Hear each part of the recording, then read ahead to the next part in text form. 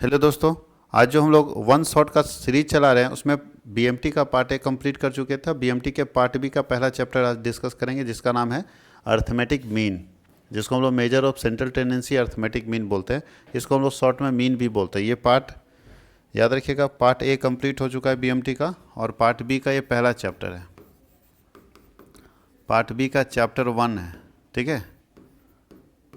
और इसमें बहुत ज़्यादा नहीं, 7 चैप्टर है, तो 7 या 8 चैप्टर है तो ज़्यादा टाइम नहीं लगेगा। कोई कोई बुक में 7 है, किसी में 8 है। इसमें हम लोगों को पढ़ना है मीन। तो मीन के बारे में ज़्यादा आपको बताने की ज़रूरत नहीं। मीन निकालने का फॉर्मूला बहुत अच्छे से जानते हैं। सारा मीन कैसे निकालते हैं सब लोग जानते हैं। तो चलिए इसका एमसीक्यू कंप्लीट करते हैं और इसी में मीन निकालते चले जाते हैं, ठीक है। सबसे पहला एमसीक्यू में क्या बोल रहा है, कौन सा माध्य चरम परीक्षणों में सबसे अधिक प्रभावित होता है? कौन सा ऐसा एवरेज है जो सबसे ज़्यादा इफेक्टेड होता है? बोलता है which average is affected most by extreme observation. जब भी हम ऑब्जर्वेशन करते हैं सबसे ज़्यादा इफेक्ट होने वाला मीन एवरेज कौन सा है? तो अर्थमेटिक मीन है, सबसे ज़्यादा इफेक्ट होता है। दूसरा क्वेश्चन है केंद्रीय प्रवृत्ति का सर्वोत्तम माप समांतर माध्य है, क्या यह सत्य है? बोलता है कि the best measure to central tendency is arithmetic mean. सबसे बेस्ट मेजर अर्थमेटिक मीन है। जी हाँ, अर्थमेटिक मीन ही सबसे बेस्ट मेजर है सेंट्रल टेंडेंसी का। समांतर माध्य और औसत एक ही होता है, मीन और एवरेज एक ही होता है। तो बिल्कुल सही है, मीन और एवरेज क्या है? एक होता है। एवरेज निकालो या मीन निकालो, दोनों क्या होता है? सेम होता है। समांतर माध्य की गणना के लिए वर्णांतर होने चाहिए। For the calculating of arithmetic mean the class interval should be. Class interval कैसे होना चाहिए? तो भैया अपवर्जी होने चाहिए, इक्वल होने चाहिए, असमान होने चाहिए और सभी संभव है। बताइए, अगर हम लोग मीन निकालते हैं तो किस तरह का क्लास इंटरवल होना चाहिए? तो इक्वल होना चाहिए, 0 से 10, 10 से 20, यानी इक्वल डिफरेंस होना चाहिए। क्लास इंटरवल में इक्वल डिफरेंस होना चाहिए। अब इसका मीन पूछ रहा है, कोई भी निकाल देगा। मीन निकालने के लिए क्या करेंगे? सबको जोड़ दीजिए। तो 15, 16, 31, 31, 32, 42, 42, 8, 50 और 55।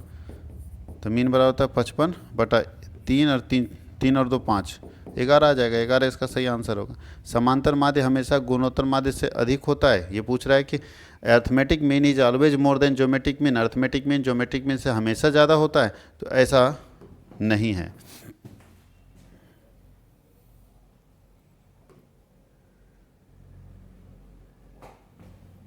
यहाँ लिख दिया सत्य, सही है। चलिए ठीक है, कुछ कंडीशन में कम होता है, ठीक है। मीन मीडियन मोड में कन्फ्यूजन हम मीन मीडियन मोड कभी बराबर होता है, कभी मीन ज़्यादा होता है, कभी मीडियन ज़्यादा होता है, कभी मोड ज़्यादा होता है, कभी मीन छोटा होता है, मीडियन उससे बड़ा होता है, मोड सबसे बड़ा होता है, ठीक है। लेकिन हमेशा याद रखेगा अर्थमेटिक मीन ज्योमेट्रिक मीन से हमेशा ज़्यादा रहेगा। केंद्रीय प्रवृत्ति की माप की संख्या the number of measure of central tendency. Central tendency के अंदर आप मीन पढ़ते हैं, मीडियन पढ़ते हैं, मोड पढ़ते हैं, ज्योमेट्रिक मीन पढ़ते हैं, हार्मोनिक मीन पढ़ते हैं। तो कितने तरह के हैं?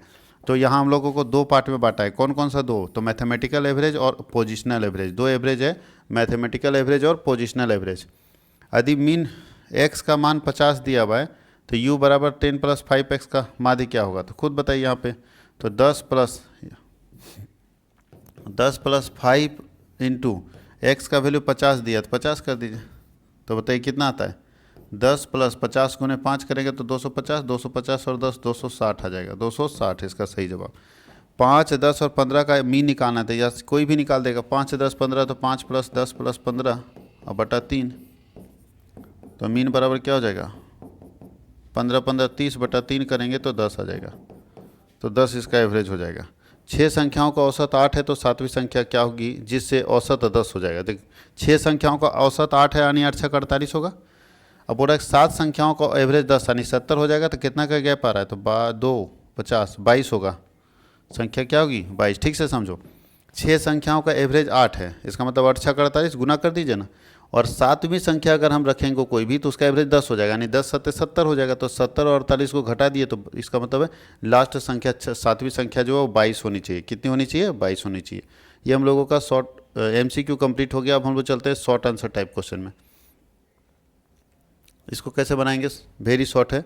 तो वेरी शॉर्ट में देखिए, आपके पास क्वेश्चन दिया हुआ है यहाँ पे, महिलाओं की संख्या दी हुई है, संख्या को कोई लेना देना नहीं, ये हमारे पास है और इसका मीन निकालना है। तो इसका मीन कैसे निकालते हैं? कोई भी जानता है, सबको जोड़ देंगे और मीन निकाल देंगे। 4, 3, 7, 7 और 5, 12, 8, 20, 20/1, 2, 3, 4, 4 यानी 5 आ जाएगा इसका। जैक 2016 में पूछा हुआ। बताइए, इतना आसान है। देखिए 5 लॉलीपॉप निकल गया। इससे आसान क्वेश्चन आपको क्या पूछेगा? चलते हैं अब जैक 2013 में एक क्वेश्चन पूछा हुआ, वो क्वेश्चन हम लोग बना के दिखाते हैं आपको कि कैसे बनेगा। ये डिस्क्रीट सीरीज का क्वेश्चन है। डिस्क्रीट सीरीज का क्वेश्चन एक बार बना देंगे तो दोबारा जब भी मिलेगा छोड़ देंगे उसको हम लोग। डिस्क्रीट सीरीज में इसको x मानते हैं, इसको f मानते हैं, तो x के जगह पे यहाँ पे लिख दिए सब 20 30 सेम उतार दिए, और f के जगह पे ये लिख दिए। उसके बाद इसका फॉर्मूला क्या होता है डिस्क्रीट सीरीज का, तो सिग्मा एफ एक्स बटा एन। एन का मतलब होता है टोटल ऑफ फ्रीक्वेंसी, तो फ्रीक्वेंसी ये है ना, इसका टोटल करेंगे एन निकल गया, देखो जोड़ दिए सबके एन निकल गया। और सिग्मा एफ एक्स का मतलब एफ और एक्स को गुना करना और उसका टोटल लगाना है। तो एफ देखिए ये एफ है ये एक्स है, दोनों को गुना कर दीजिए, तो बताइए 20 को 3 से करेंगे 60, 30 को 8 से करेंगे 240, तो दोनों को गुना करके ये लिख दिए। अब इसका टोटल कर दिए तो निकल गया सिग्मा एफ एक्स। तो सिग्मा एफ एक्स का वैल्यू 4750 और बटा एन का वैल्यू है 79। डिवाइड कर दीजिए, आंसर आ जाएगा। देखिए 4750 में 79 से डिवाइड करेंगे तो 60.12 आएगा। बन सकता है सब क्वेश्चन, आसानी से बनने लायक क्वेश्चन है।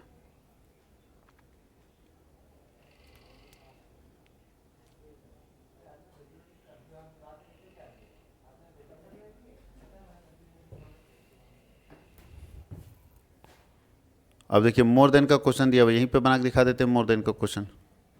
मोर देन में क्वेश्चन दिया हुआ है। मोर देन में क्या होता है, सबसे पहले एक्चुअल क्लास सुधारिए।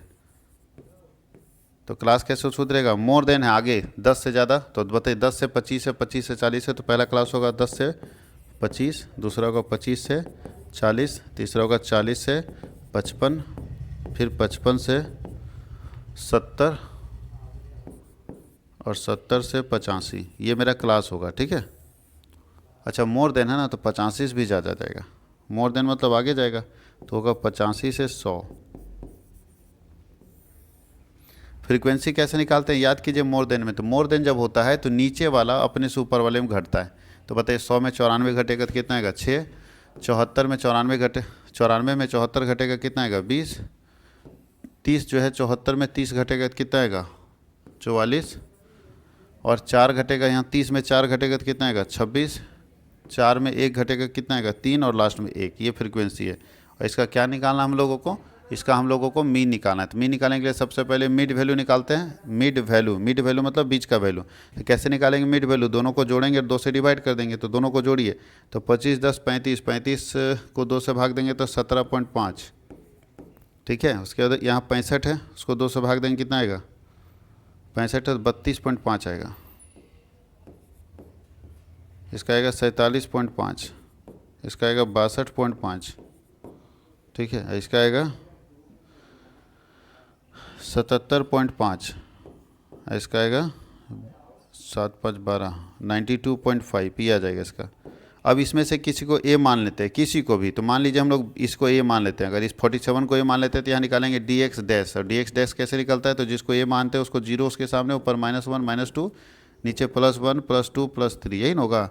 अब निकालिए F D X dash, frequency को डी एक्स डैश से मल्टीप्लाई कर दीजिए। फ्रीक्वेंसी को डी एक्स डैश से मल्टीप्लाई करेंगे क्या आ जाएगा, तो फ्रीक्वेंसी ये है तो 6 दूनी -12 आ जाएगा, 20 को 1 से करेंगे तो -20 आ जाएगा, 44 को 0 करेंगे 0 आ जाएगा, 26 को 1 से करेंगे 26 आ जाएगा, 3 को 2 से करेंगे 6 आ जाएगा, 3 को 1 से करेंगे 3 आएगा। इसका टोटल करेंगे तो सिग्मा एफ डी एक्स आ जाएगा, कितना आ रहा है, तो ये आ जाएगा, ये 32 आए माइनस में 32 आ गया, प्लस में कितना 26 6 32 और 3 35, तो 3 आएगा प्लस में, 3 प्लस में आ जाएगा। एन बराबर इसका टोटल होता है, तो एन बराबर निकाल लीजिए, 3 1 4 26 और 4 30 30, ये तो एन बराबर निकला हुआ था 100, इसका 100 ही आएगा, जोड़ लीजिएगा देख लीजिएगा। अब मीन का फॉर्मूला लगाते हैं, तो मीन का फॉर्मूला क्या बोलता है, A plus sigma F D X dash by N और इंटू क्या होगा सी। तो ए बराबर कितना है, ए बराबर हम लोग माने हैं 47.5 प्लस ये कितना आएगा 3 बाई एन बराबर कितना आएगा 100, और इंटू कितने का अंतर है, तो 15 का अंतर है। तो कटेगा कैसे, 47.5 काटना क्यों है, 15 तिया 45 को 100 से भाग दे दो, तो कितना आता है 47.5, प्लस इसको भाग देंगे तो 0.45 आएगा, और जोड़ देंगे तो आएगा 47.95, 47.95, ये हमारा आंसर आएगा, 47.95 आएगा हम लोगों का आंसर।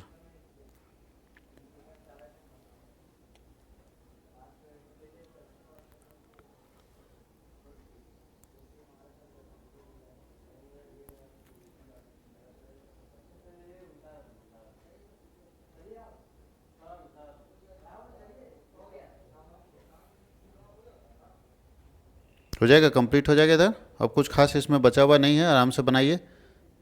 अब चलते हैं हम लोग इधर क्वेश्चन में। इस तरह का क्वेश्चन भी आपके पास दिया रहेगा तो कैसे बनाएंगे, ये तो बनाया हुआ हो गया जो अभी हम लोग बनाए थे। इस तरह का क्वेश्चन दिया है तब उसको कैसे बनाएंगे। 100 व्यक्तियों की आय दिया है 20, जबकि सभी 150 व्यक्तियों का आय है 25, तो 50 व्यक्ति का पूछ रहा है। बहुत ईजी है। ये गलत बना दिया, यहाँ पे माइनस साइन देखिए, नीचे में माइनस कर दिया, यहाँ पे माइनस नहीं किया, माइनस होना चाहिए यहाँ पे, ठीक है। खैर हम इतना दिमाग नहीं लगाना चाहेंगे, हम जाएंगे सीधा कि 150 आदमी का 25 एवरेज है। इसका मतलब है 150 आदमी इंटू 25, 25 एवरेज मतलब एक का 25 कितना आ जाता है 0, 25 पचे 25 पचे 125, ठीक है। ये 15 पचे 75, 7 और 15 दूनी 30 और 7 37, ये आएगा। ये हो गया हमारा 150 आदमी का। उसमें 100 आदमी का घटा देंगे तो 50 का अपने निकल जाएगा। तो 100 आदमी का कितना है, तो 100 आदमी का एवरेज है 20। इसका मतलब है 100 आदमी का अगर निकालते हैं तो 2000 आता है। तो इसका मतलब 1750 जो है कितने आदमी का है, तो 150 में 100 जाएगा तो 50 आदमी। तो 50 आदमी का अगर टोटल 1700 है तो इसका एवरेज कितना निकलेगा, तो 1750 और बटा 50 तो कट जाएगा ये। तो बताइए कितना आएगा, 5 तिया 15, 2 5 पचे 25, 35 एवरेज आ जाएगा। इसका सही आंसर कितना होगा 35। देखिए कितना लंबा करके 35 निकाला, कितना लंबा करके 35 निकाला, हम तो तुरंत निकाल दिए। हमको समझ आना चाहिए कि अगर 100 व्यक्ति का इनकम दिया हुआ है और 150 व्यक्ति का इनकम दिया है तो 150 में 100 घटा देंगे तो 50 का निकलेगा ना। बोल रहा है 50 लोगों का कितना होगा, तो भैया 150 में से अगर 100 माइनस कर देंगे तो 50 का तो ऑटोमेटिक निकल जाएगा। तो 50 लोगों का आय हम लोग आसानी से निकाल सकते हैं। इस तरह का क्वेश्चन भी आपको पूछा जा सकता है। अब लेस देन का क्वेश्चन है एक, ये भी बता देते हैं लेस देन में कैसे बनता है। लेस देन में भी सिर्फ क्लास सुधारना है, बाकी क्लास बनता है उसी तरह से। तो क्लास पहले सुधार लीजिए। लेस देन का मतलब उल्टा चलेगा, नीचे से कम बोल रहा है। इसका मतलब 10 से कम, तो 0 से 10 होगा, 10 से 20 होगा, 20 से 30 होगा, 30 से 40 होगा, 40 से 50 होगा, लेस देन 60 है तो 50 से 60 तक जाएगा, ठीक है। और फ्रीक्वेंसी उल्टा घटेगा, याद रखिएगा, मोर देन से जस्ट उल्टा आता है। यहाँ पे क्या होगा, पहला वाला दूसरे वाले में घटेगा, पहला वाला दूसरे वाले में। तो पहला तो 5 है क्योंकि इसके पहले कुछ नहीं। 17 में 5 घटेगा 12, 31 में 17 घटेगा तो 14, और 41 में 31 घटेगा तो 10, और 49 में 41 घटेगा तो 8, और 50 में 49 घटेगा तो 1। अब आपका इसका मिड वैल्यू निकाल लीजिए। तो मिड वैल्यू कैसे निकलेगा, तो देखिए इसका आएगा 5, दोनों को जोड़िए 2 से भाग दे दीजिए। इसका आता है 15, दोनों को जोड़ना है 2 से भाग दे देना है, ठीक है। इसका आता है 25, इसका आता है 35, इसका आता है 45, इसका आता है 55। और फिर हम आपको बताएं कि इसमें से किसी को ए मान लीजिए। तो मान लीजिए 25 को ए मानेंगे, जिसको ए मानेंगे 0, ऊपर -1 -2, नीचे +1 +2 +3 होगा। यही ना नियम अभी बताए थे आपको। यह आ जाएगा dx'। अब निकालेंगे f(dx'). तो f(dx') के लिए क्या करना होगा बताइए, फ्रीक्वेंसी को, ये फ्रीक्वेंसी है, इसको dx से गुना करना होगा। तो 5 को करेंगे -2 से -10, -12 को करेंगे -1 से तो -12, 14 को 0 से 0, 10 को 1 से 10, 8 को 2 से 16, और 3 को 1 से 3। अब इसका आता है -22, और प्लस में कितना आता है 26 और 3 29। तो आ जाएगा सिग्मा f(dx') इक्वल टू 7 आता है, प्लस में आता है 7। और n बराबर अगर हम इसका टोटल करेंगे तो n बराबर कितना आता है इसका 50 आता है। जोड़ के देख लीजिए। अब फॉर्मूला लगा दीजिए, मीन बराबर a प्लस सिग्मा f(dx') और बाई n, और इंटू क्या होगा c। a बराबर कितना है 25 प्लस सिग्मा f(dx) कितना है, सिग्मा f(dx) है 7 बटा n बराबर कितना है 50, इंटू कितने का अंतर है 10 का। तो काट दीजिए। तो 25 प्लस 5 के 5, 2 5 के 20, ठीक है। तो आता है 26.4, 26.4। तो आपको मोर देन लेस देन का भी क्वेश्चन बता दिया। हर तरह का ट्रिक का एक क्वेश्चन बता के हम लोग इसको कंप्लीट कर लेंगे।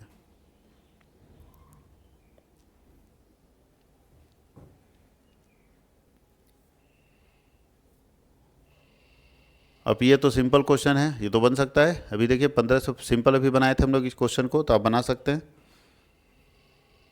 अच्छा ये देखिए क्वेश्चन बड़ा अच्छा है, रॉन्ग वाला, गलत कर दिया है। तो जब कोई गलत डिटेल भर देगा तो उसका मीन कैसे निकालेंगे। तो बोल रहा है कि 100 विद्यार्थियों का एवरेज 40 है, तो टोटल हम लोग निकालते हैं। इसका फॉर्मूला होता है sigma fx minus wrong plus right और डिवाइडेड बाय n। तो सिग्मा fx कैसे निकालेंगे, तो भैया 100 विद्यार्थी जो है उसका मीन हमारा है। ये एफ एक्स निकालने के लिए क्या करना पड़ता है जानते हैं, मीन और एन को गुना करना पड़ता है। मीन और एन को क्या करना पड़ता है, गुना करना पड़ता है। तो मीन हमारा 100 विद्यार्थियों का औसत है 40, तो मीन है 40, मीन है 40 और एन है हमारा 100, ठीक है। गुना कर दिए, माइनस, गलत ढूंढिए। बाद में ये पता चला कि एक विद्यार्थी के अंक 74 के स्थान पर भूल से 14 पढ़ लिया गया। 74 के स्थान पर 14 पढ़ लिए, तो गलत क्या था, तो 14 था, और सही क्या था, 74 था। तो 14 को जो घटाना है और 74 को जोड़ना है। एन बराबर हमारे पास कितने लोग थे, 100 ही व्यक्ति ना है। अब इसको सॉल्व कर दीजिएगा तो आंसर आ जाएगा। तो 4000 माइनस 74 करके 4000 प्लस इसमें एडजस्ट कर लीजिए ना, तो प्लस 60 हो जाएगा, क्योंकि 74 में 14 जाएगा, 60 हो जाएगा बटा 100। तो ये हो जाएगा 4060 बाई 100 कर देते हैं तो आता है 40.60। यानी गलती के कारण जो है 0.60 हमारा मीन कम आ रहा था। गलती के कारण 0.60 हमारा मीन क्या हो रहा था, कम आ रहा था। तो इस तरह का भी क्वेश्चन आपको पूछा जा सकता है।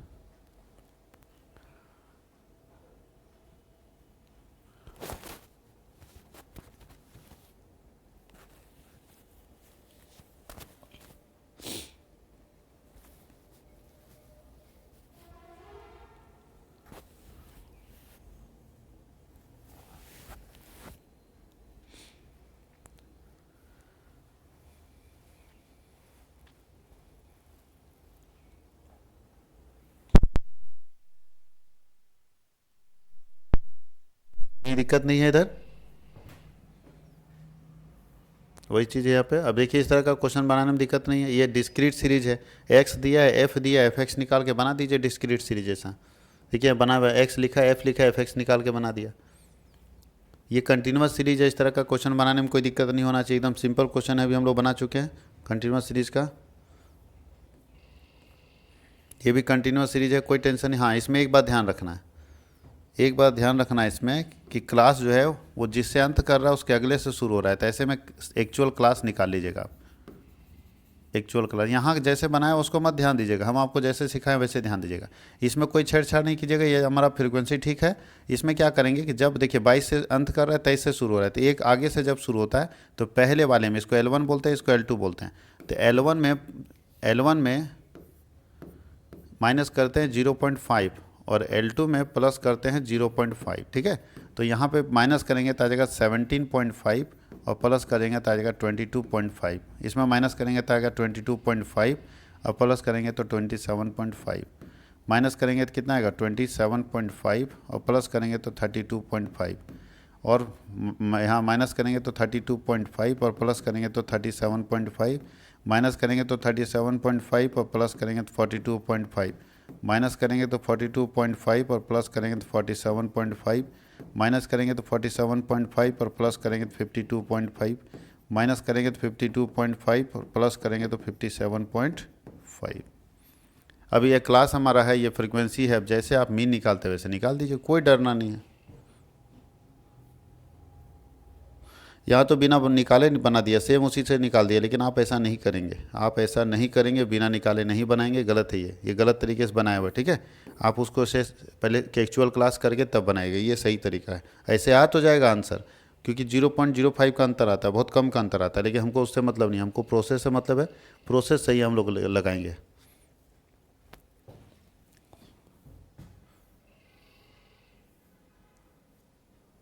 चलिए अभी देखिए वेटेड, यहाँ फिर उसी तरह से क्लास दिया। देखो ये ठीक है, क्लास 150 से अंत किया, 150 से शुरुआत, सिंपल एक क्लास दिया, फ्रीक्वेंसी दिया, बना सकते हैं। उसके बाद ये देखिए डिस्क्रीट सीरीज एक्स और एफ दिया, बना सकते हैं। जैक बोर्ड में पूछा हुआ है, सब बन सकता है इधर क्वेश्चन। ये भी हमारा क्या है, मार्क्स दिया हुआ है, तो डिस्क्रीट सीरीज है, इसको एक्स मानेंगे और इसको एफ मानेंगे, बना लेंगे हम लोग एफ एक्स करके। देखो कितना गलत गलत लिखता है, इसके चक्कर में मत रहेगा। इसको एक्स मानना है, इसको एक्स माना, इसको एफ माना भी ठीक है। 20 को देखिए एक्स में माना, लेकिन ऊपर लिख दिया एफ, ये एक्स है और ये एफ है, ठीक है। तब हमारा एफ एक्स निकलेगा। तो ये गलत लिख दिया थोड़ा सा, बाकी बनाया ठीक है। अब देखिए सब उसी तरह से क्वेश्चन है, देख लीजिए। अभी कंबाइंड मीन का बताया था ना। अच्छा, कंबाइंड मीन का एक क्वेश्चन पूछा है जो नहीं बताया गया था, तो चलिए लास्ट क्वेश्चन है कंबाइंड मीन का, वो हम लोग बता देते हैं। कंबाइंड मीन का मतलब तब जब बहुत सारा एवरेज आपके पास दिया होता है, जब बहुत सारा एवरेज आपके पास दिया होता है तो उसको जोड़ के एक साथ निकालना होता है। तो कंबाइंड मीन का ये फार्मूला होता है, ठीक है। हम यहाँ लिख देते हैं, इसके लिखे वो पर भरोसा मत कीजिए, हम लिख देते हैं, देखिए आसान समझ में आ जाएगा। कंबाइंड मीन बराबर होता है delta mean 1 N1 plus mean 2 N2, 2 ही है, हाँ ठीक है 2 ही है, बटा N1 प्लस N2। क्या बोल रहा है ठीक से समझे, मीन 1 पहला मीन तो बोल रहा है 100 मजदूरों की, मजदूर मतलब N की औसत आय 200 है, तो पहला मीन हो गया 200, पहला N हो गया 100, तो 200 गुने 100 प्लस दूसरा पढ़िए 150 मजदूर, 150 N है और उसका मीन है 250, तो 250 मीन है कितने मजदूर का, 150 मजदूर का, तो ये भी हो गया। और नीचे N1 तो N है 100 प्लस 150, 250 मजदूर हो गया। अब इसको सॉल्व कर दीजिएगा, आ जाएगा, वही काम यहाँ किया है। देखिए हम यहाँ ये वाला लेके चले गए, कोई दिक्कत है? अभी देखो कैसे कैसे बना दिया फालतू का, कोई मतलब ही नहीं। अच्छा 250 का नहीं पूछ रहा है, ये तो अभी हम बना चुके हैं। 150, ये 50 का पूछ रहा है, बाकी 50 का, बाकी 50 का कितना होगा, तभी तो हम बता चुके हैं आप लोगों को। इस तरह से नहीं बनेगा, हमको लगा 250 को पूछ रहा है, कंबाइंड मीन नहीं है। तो ये बोल रहा है कि 100 मजदूर का 200 रुपये और 150 मजदूर का 250, तो भैया 150 मजदूर का 250 रुपये है तो कितना होता है, गुना कर दीजिए 0 0 और 25 25 125, 12 25 के 25, अभी तो शायद सेम क्वेश्चन था। और 100 मजदूर का कितना था, तो 100 मजदूर का 200 था, तो इस हिसाब से कितना आ जाएगा, 20,000 आ जाएगा। अभी बनाए थे शायद जीरो उसमें कम था, 17,500 हो जाएगा। तो कितने मजदूर का, 50 मजदूर का अगर इनकम 17,500 है तो मीन बराबर क्या होगा, 17,500 अब बटा 50, 5 तिया 15, 2 5 5 25, 350 आएगा इसका आंसर। देखिए कितना लंबा करके 350 लाया। आपको इतना दिमाग नहीं लगाना है, ये कॉमन सेंस का चीज़ है, मैथ्स का पूछा क्वेश्चन है तो दिक्कत नहीं है, आसानी से आप बना सकते हैं इसको।